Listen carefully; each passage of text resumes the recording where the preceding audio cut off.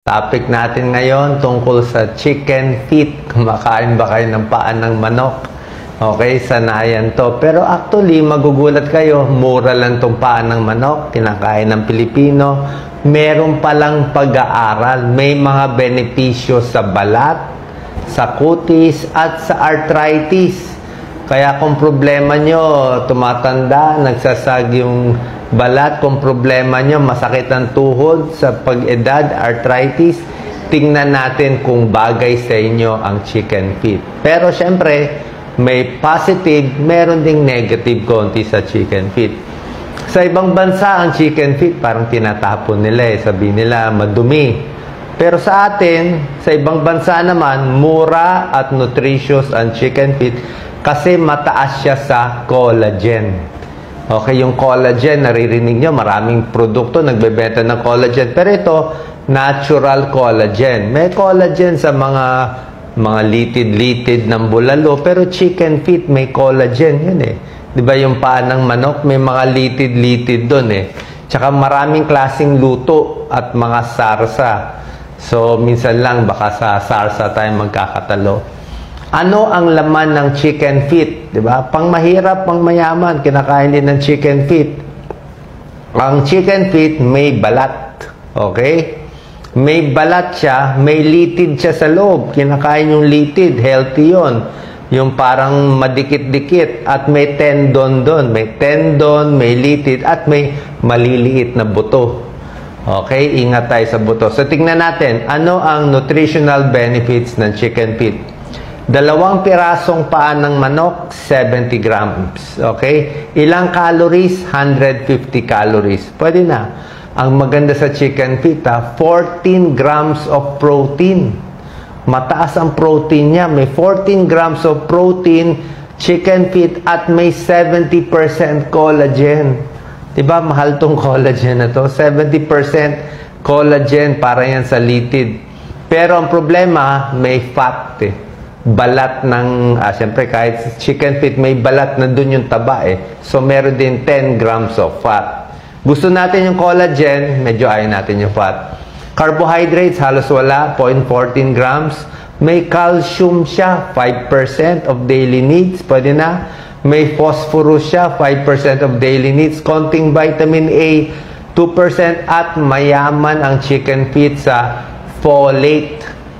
Pambuntis, folic acid, 15% para yung baby na ipapanganak, hindi magkaroon ng nerve defect, di ba? Folic acid, 15% ang folate ng chicken feet na 2 piraso. So, ang chicken feet, ang pinaka-component niya yung collagen, So, para sa shape, strength, sa skin, gaganda, tapos yung folate nga para sa hindi magka-abnormalities ang bata at pampaganda ng DNA synthesis. Tingnan natin benefits of chicken feet. 3, mainly. Number 1, chicken feet, pwede daw pampaganda. Okay, for skin. May pag-aaral, pag kumakain ng maraming chicken feet, yung balat, mas hydrated. Paluto tayo kay Doc Lisa ng chicken feet. Yan, may sa chicken feet. Mas elastic, mas malambot ang muka at mas dense. At yung cellulite, yung taba, pag kumukulubot ganito, nababawasan. At yung skin waviness, nababawasan. Okay? Tingnan natin yung pag-aaral. Pwede na naman yung pag-aaral nito. 6-month study, 105 women, pinag-aralan, pinakain ng chicken feet, nakita nila mas gumanda yung balat. Better wound healing, mabilis maghilo mga sugat, less pagtanda, less sira sa UV light, at merong component na hyaluronic acid. Alam yan, yung mga mamahaling creams na binibili natin, may hyaluronic acid, anti-aging yun diba? Pero mamaya may side effect din yung chicken feet, sasabihin ko rin. Pros and cons to So, 1, pwede sa skin, pampaganda, mura pa. Number 2, benefit, kahit ako nagulat, para sa arthritis, joint pain, pwede pa sa joint pain. Kasi nga may collagen Collagen, kailangan natin yan sa buto natin, diba? Tsaka sa joints natin.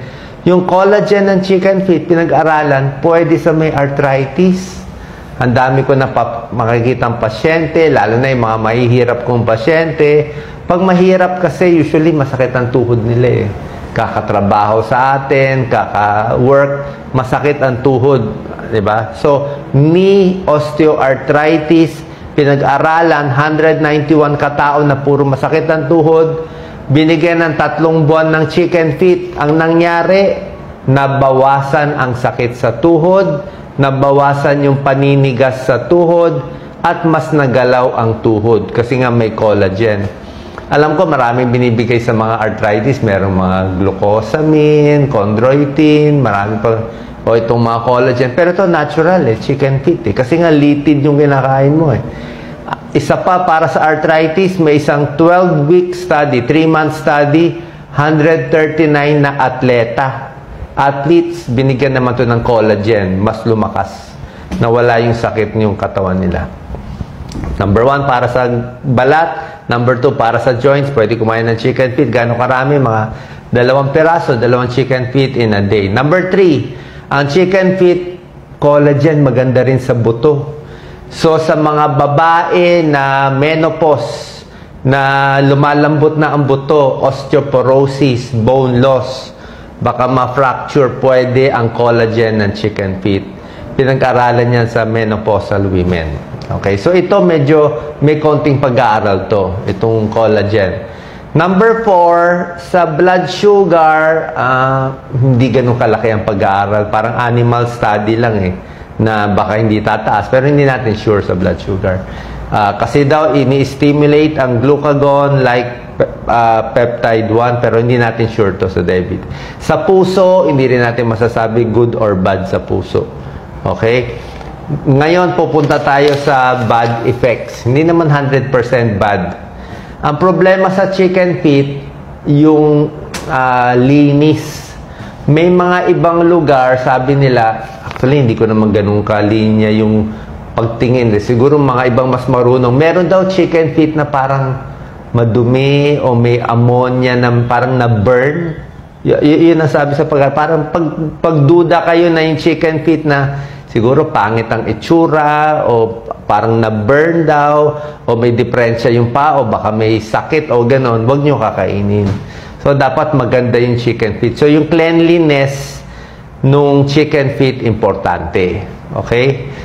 So, nasa pagbili nyo na yan. Number 2, yung buto ng chicken feet masyado maliit, meron na babarahan. Ingat sa pagkain, baka malunok yung buto. Wala naman masama kung maliit na buto malunok. Pero syempre, maliliit yun baka ma-choke. So, cleanliness, choking risk. Another problem sa chicken feet, yung fat content. Medyo mataas ang fat content natin. Di ba? Sinabi ko, 10 grams of fat. Tsaka meron siyang trans fat sa balat So, tapos ang chicken feet, prito pa. Di ba? Deep fried. Minsan may sauce na maalat-alat na maanghang-anghang, masarap pagkaluto, may konting trans fat, pag deep fried, pwede tumaas ang cholesterol. So, yun lang mga konting issue. Diba? Pero otherwise, kung healthy ka naman, malinis yung chicken feet, kayo nagluto, tinanong ko nga yung kasama namin dito, diba? Pag si Doc Lisa, lagi kumakain ng chicken feet yan So, yan ang binibili niya So, actually, pwede pala siya kainin. So, okay ang chicken feet para sa mahirap, source of protein, parang karne na rin, mura pa kung nagtitipid tayo. Lalo na kung may arthritis kayo o baka may problema sa balat, pwede subukan ito. Basta malinis ang pagkaluto. At syempre, sa pagluto, wag lang masyado maraming mantika o masyadong maalat ang pagkagawa kasi doon tumataas yung calories. Okay? So, sana nakatulong to. Mura at masustansya. Chicken feet, pwede naman po. God bless. Share po natin.